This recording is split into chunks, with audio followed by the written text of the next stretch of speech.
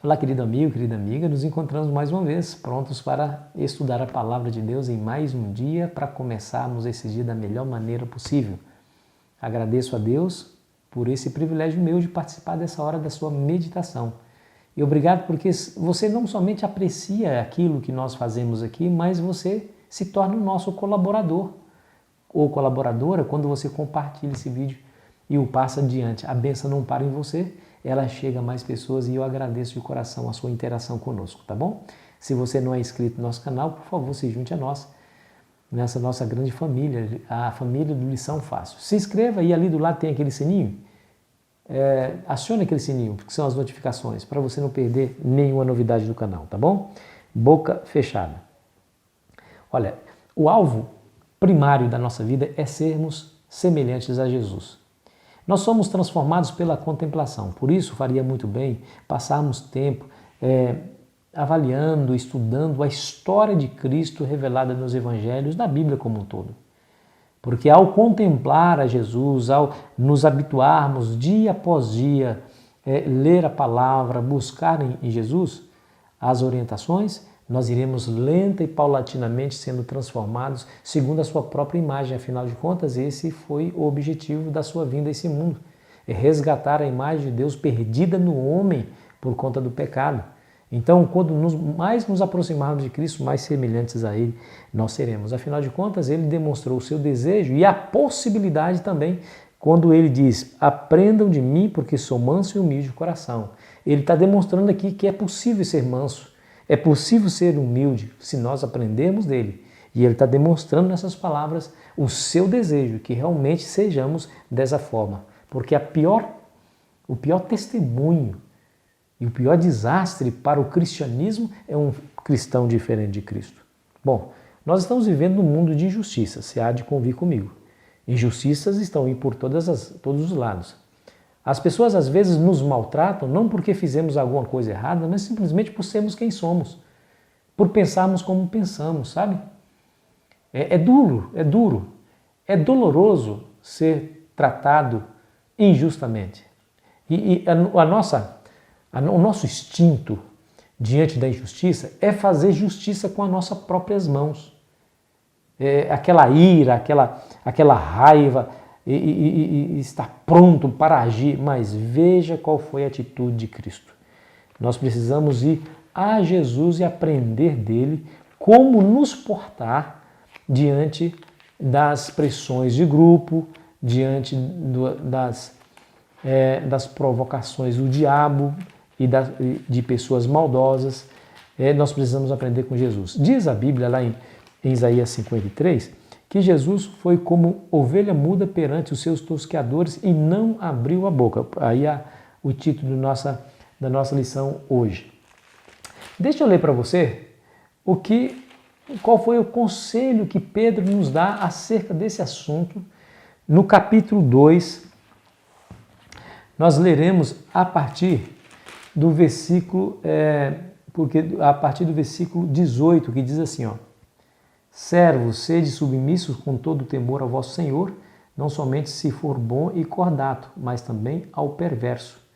Porque isto é grato, que alguém suporte tristeza sofrendo injustamente por motivo de sua consciência para com Deus. Pois que glória há, se pecando e sendo esbofeteados, por isso o suportais com paciência?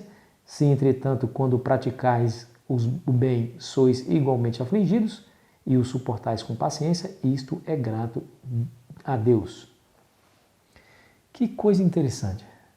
Aqui o apóstolo Paulo fala daqueles servos, aqueles escravos, que deveriam suportar os maus tratos do seu senhor. E ele até dá uma orientação. Se você suporta tristeza, sofrimento injusto, por motivo de consciência para com Deus, isso é grato a Deus. E eu fiquei curioso, né, para saber o significado dessa palavra grato. E o significado dessa palavra grato, que no original grego é charis, significa aquilo que dá alegria, prazer, doçura. Esse é o significado da palavra grato aqui. Em outras palavras, quando por conta da nossa consciência para com Deus, por conta da nossa fidelidade a Ele, sofremos nesse mundo, Ele diz, suporte com paciência, porque isso traz alegria ao coração de Deus. Que coisa extraordinária, né? Que pensamento, né? Eu fiquei surpreso, melhor dizendo, com tal revelação. Nós devemos estar gratos, ele diz, porque, devemos suportar com paciência, porque isso traria alegria ao coração de Deus. Agora, a razão é, por que, Senhor? Por que eu deveria suportar isso e por que isso lhe traz alegria? Porque não foi exatamente isso que Jesus sofreu? Aí no versículo 21 ele dá a razão, veja, escute bem. Porquanto para isso mesmo fostes chamados, pois que também Cristo sofreu em vosso lugar, deixando-vos exemplo para seguirdes os seus passos. Aí está, esse é o nosso exemplo. Jesus não sofreu calado. Jesus poderia ter dito muitas coisas àqueles que estavam lhe julgando, lhe maltratando. Pensa, por exemplo, lá na cena de julgamento, na sala de Caifás e de Anás. O que Jesus poderia ter dito? Jesus conhecia aqueles homens intimamente, sabiam dos seus pensamentos, das suas palavras malditas, das suas desonestidades. Jesus conhecia os segredos mais nefastos que estavam no coração daqueles homens. E, no entanto, Jesus não falou nada, como ovelha muda estava perante os seus tosqueadores e não abriu a sua boca, diz a Bíblia. Aí ele está dizendo, Cristo sofreu em vosso lugar, deixando-vos os exemplos para que nós sigamos os seus passos. Interessante, né? Aí ele diz assim, no verso seguinte, verso 22, o qual não cometeu pecado, nem dolo algum se achou na sua boca, pois ele, quando ultrajado, não revidava com ultraje, quando maltratado, não fazia ameaças, mas entregava-se àquele que julgava ou julga retamente. Duas coisas nós precisamos aqui colocar em mente quando passarmos por injustiças na nossa própria experiência. Primeiro, Deus tem controle de tudo. Nada está fora do controle do Senhor. Se Deus permitiu que isso acontecesse, é porque no final isso vai trazer glórias ao nome de Cristo.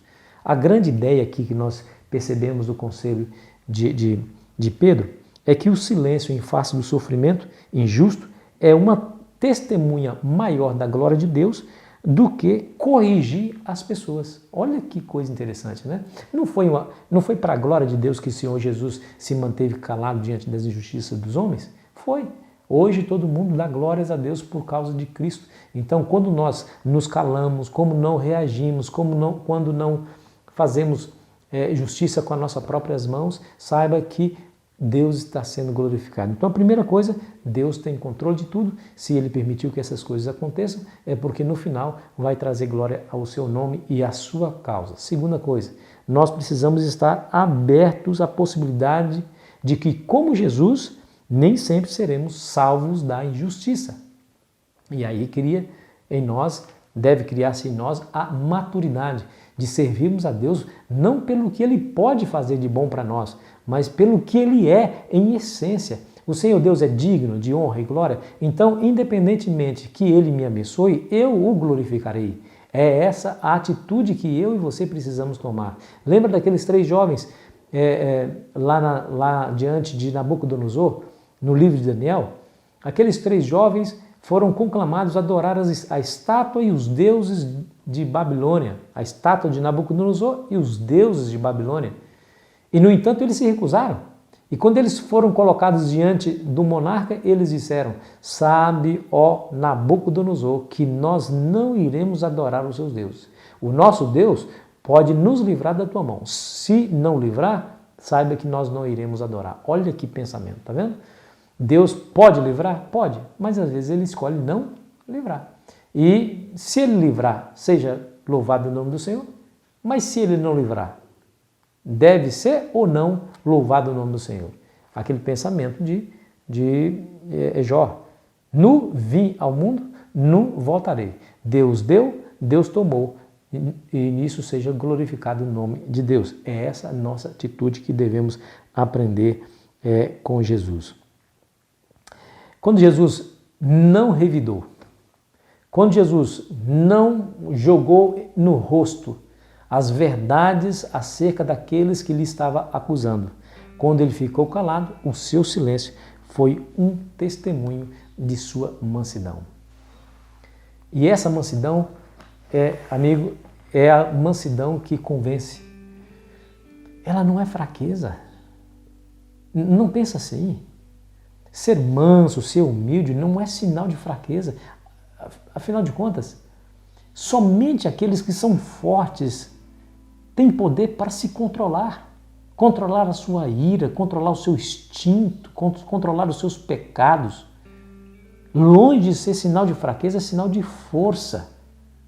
Pastor, mas eu não sei viver assim. Então, nós precisamos acolher o conselho de Jesus quando ele diz: vinde a mim, vós que estáis cansados e sobrecarregados, e eu vos aliviarei. Aprendei de mim, que sou manso e humilde de coração, e achareis descanso para a vossa alma.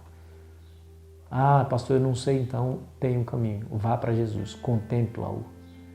Estude a história de Jesus nos evangelhos, com oração, com reflexão, todos os dias, contemple-o todos os dias, porque você vai ver como Jesus reagia aos estímulos negativos e você vai aprendendo, o Espírito de Deus vai tomando o seu coração e a imagem de Cristo vai ser refletida na sua própria experiência e as pessoas perceberão que você está com Jesus. Vamos orar? Pai querido que estás nos céus, em nome de Cristo nos ajude, Senhor, a vivermos esse padrão e esse ideal da nossa vida. Queremos ser parecidos com Cristo, termos a mesma paciência, termos a mesma humildade e mansidão diante dos estímulos negativos, em nome de Jesus. Amém.